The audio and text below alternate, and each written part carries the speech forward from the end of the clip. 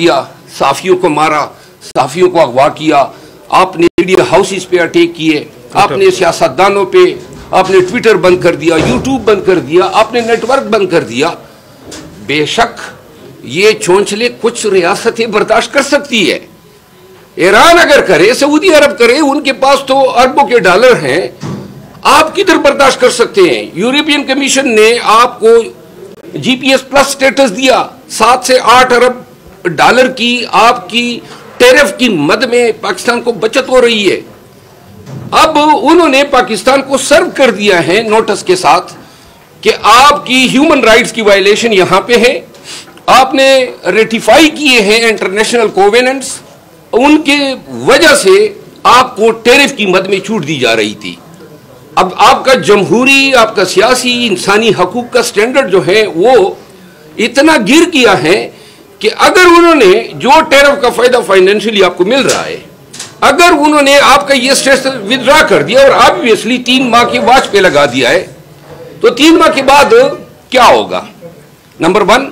Number 2, रिमिटेंसीज आपकी 2021 में 32 से 33 बिलियन डॉलर थी, वो आपकी रिमिटेंसीज गुज़िश्ता 1 साल में आप 8 बिलियन डॉलर जो है खो चुके हैं रिमिटेंसीज में। और टेक्सटाइल ज़ुल्म इन्होंने ये किया कि टेक्सटाइल इंडस्ट्री के लिए इन्होंने जिससे हम सालाना तकरीबन 7 से 8 बिलियन डॉलर कमाते हैं, उन्होंने कहा जी धागा, केमिकल, फलां जो चाइना से आता था उनके लिए एलसी खोलने की शर्त आयद कर दी। और यूं जो है पाकिस्तान में वो रॉ मटेरियल ना आने की वजह से जो इंटरनेशनल कॉन्ट्रैक्ट हमारे ये गारमेंट इंडस्ट्री के टाइकून ने लिए हुए थे, वो इंटरनेशनल मार्केट में लूज कर गए।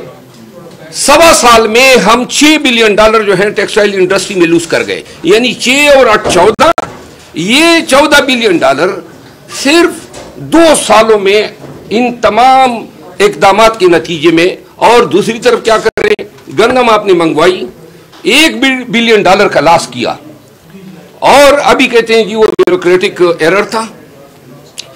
ये फाइनेंसिस बताने का मकसद ये है कि अब 3 महीने के बाद अगर यूरोपियन कमीशन जो है वो ये कह दे, या जो यूनाइटेड स्टेट्स ने आपकी ह्यूमन राइट्स का इंडेक्स शाये कर दिया और वो ये कह दे कि इंसानी हकूक की पामाली आप कर रहे हैं, सियासतदानों को आपने मुक़य्यद किया हुआ है, आपने पाकिस्तान में बुनियादी इंसानी हकूक और कानून की हुक्मरानी को पामाल करने के लिए कोई दकीका ही पर गुजारिश नहीं किया, हुकूमत आपने चोरीशुदा मैंडेट से बना ली, तो लिहाजा ये चोंचले तो हम बर्दाश्त नहीं कर सकते हैं।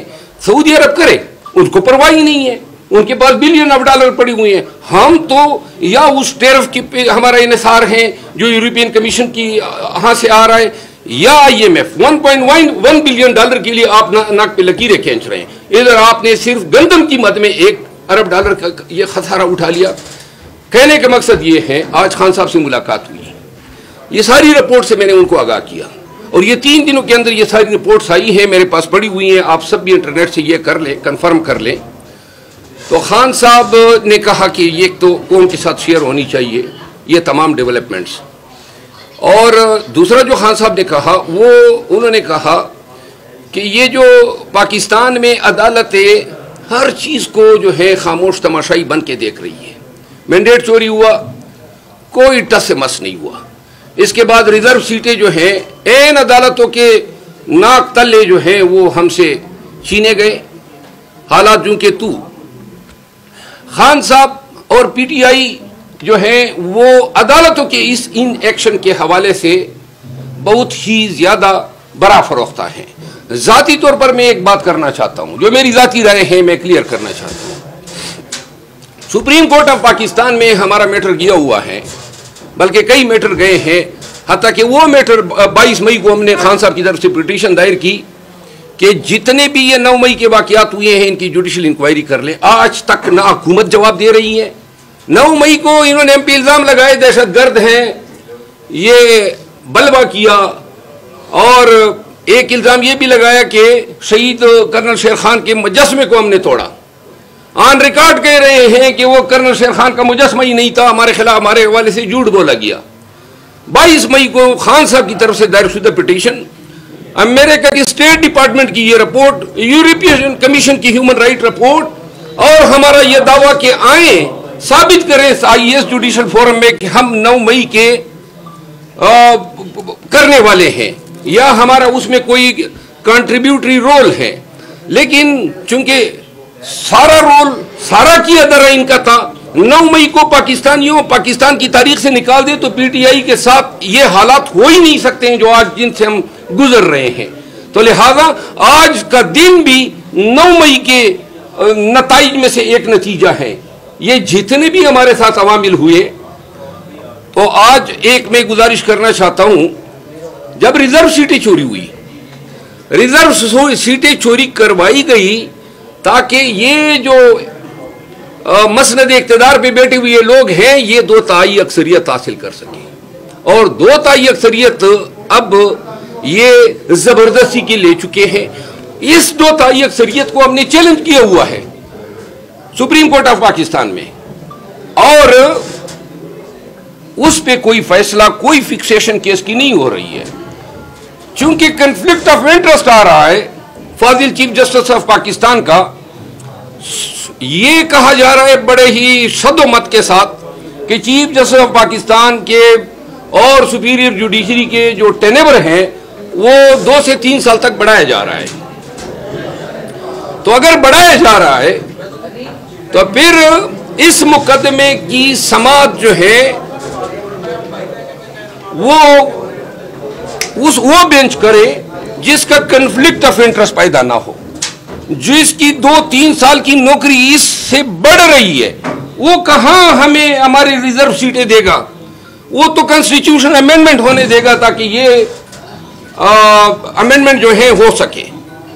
ये दुनिया भर में कानून और इंसाफ से वाबस्ता एक्नॉलेज यूनिवर्सल प्रिंसिपल है कि जहां किसी मुंसिफ का जाती इंटरेस्ट पैदा होता है वो उस मुकदमे से अलहदा हो जाता है।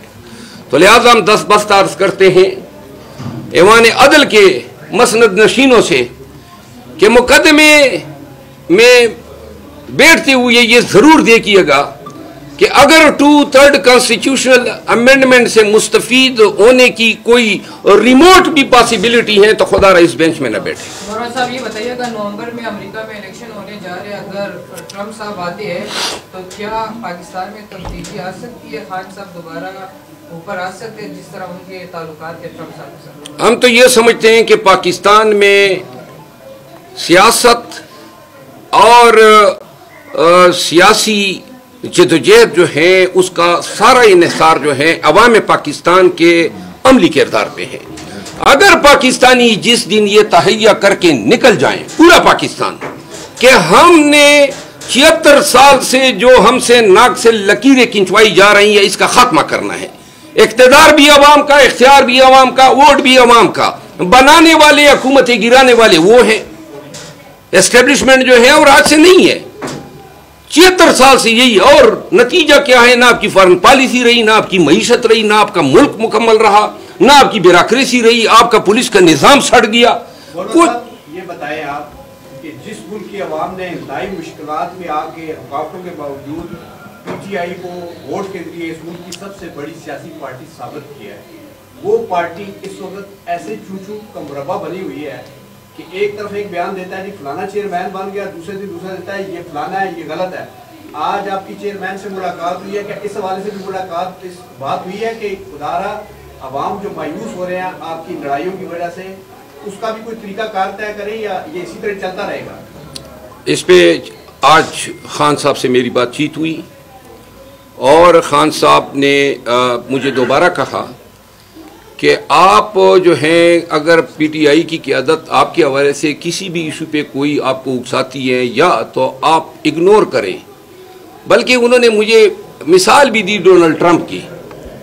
उन्होंने कहा कि डोनाल्ड ट्रंप को दुनिया जहान की गालियां पड़ती हैं, कभी किसी ने नहीं देखा होगा कि ट्रंप ने किसी को जवाब दिया हो। फिर उन्होंने अपनी मिसाल दी कि मैंने हमेशा इन लोगों को इग्नोर किया है। तो मैं साथ में ये भी अर्ज कर गया, मैंने कहा लेकिन आप इनको भी तो खामोश कराएं।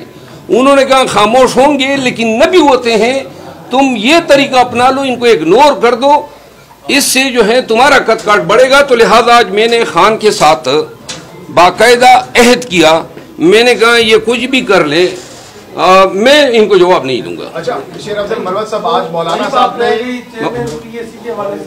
क्या कहा ये थोड़ा सा राइट में देखिए, चेयरमैन पीएससी के हवाले से मैंने तो ये कहा कि खुदारा मुझे पता होता कि इससे इतनी जो है गंदगी बनी है, मुझे दरकार ही नहीं है। क्या इसमें सुरखाब के पर लगे हुए हैं? दो मोहतरम, मुझे आप जितनी आपने मिसालें दी है ना, ये सारी करप्शन आप सामने ला सकते हैं जब आप पीएससी की चेयरमैनशिप पे होंगे, उनको कटारे में ला। मैं अर्ज करता हूँ, गुजारिश ये है कि सारे काम हर एक के करने के नहीं होते हैं, और सारी ख्वाहिश ऐसी नहीं है कि आप ख्वाहिश रखें और पूरी ना हो। मेरी इतनी इस्तेदाद, मैंने खान साहब को भी गुजारिश की, मैंने कहा कि जनाब आपने खुद ही, मुझे मेरे फरिश्तों को इल्म नहीं था, बैरिस्टर गौर साहब ने और उमर नियाज़ी साहब ने मुझे आगाह किया कि खान साहब ने आपका नाम दिया है। ये 2 महीने कबल की बात है। जब एन करने का टाइम आया तो 7 दिन पहले जो है मीडिया और कुछ अफराद ने मिल के इसका एक कवर ये कि फलां का नाम है, फलां का नाम है। आज भी मैं कहता हूं, मुझे कोई पब्लिक अकाउंट कमेटी की चेयरमैनी दरकार ही नहीं है। खान की दी हुई थी, और खान को मैंने आज कहा तो सवाफी ने मेरी मौजूदगी में सवाल किया आज कि जी वो इसकी क्या पोजीशन है, तो खान ने कहा कि मेरा नाम बताया कि जी वो हमारे चेयरमैन के कैंडिडेट हैं, और उन्होंने ये कहा कि कल इसका नाम भी हम दे रहे हैं। ये आज उनकी जनरल से बातचीत हुई। एनीहाउ, मैं एक रिकॉर्ड पे कहना चाहता हूं कि अगर हमारी पार्टी के किसी भी दोस्त को दरकार है तो मैं वॉलंटियरली उसको छोड़ दूंगा, कोई जरूरत ही नहीं है मुझे।